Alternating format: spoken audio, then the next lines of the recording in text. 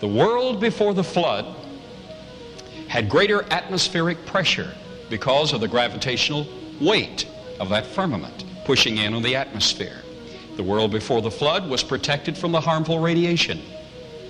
And that produced some very wonderful things. Essentially, everything in the fossil record was larger in the past than it is today.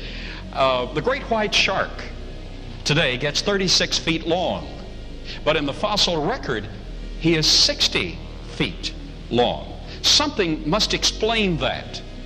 This lepidodendron has its counterpart today. The very same form is the Lycopsid club moss.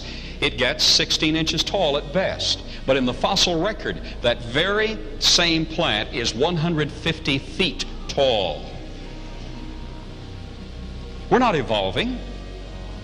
We've lost something in the process, or lost the conditions that would permit the full expression of the life form. Did you get that?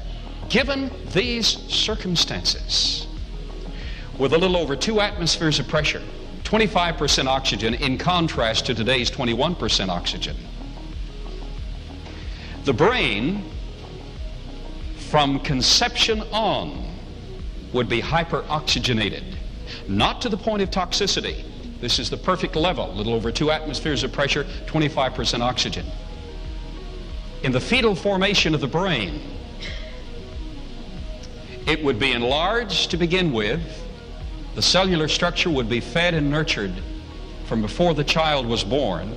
Then you would live in a context where your brain would be totally fed in all its capacity with oxygen.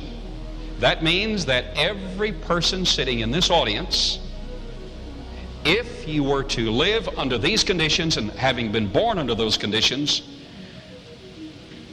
would put Albert Einstein to shame in your intellectual capacity.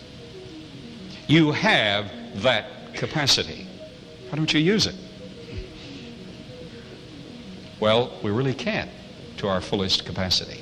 Texas A&M University has found that under 2 atmospheres of pressure with slightly enriched oxygen, all the blood plasma becomes saturated with oxygen.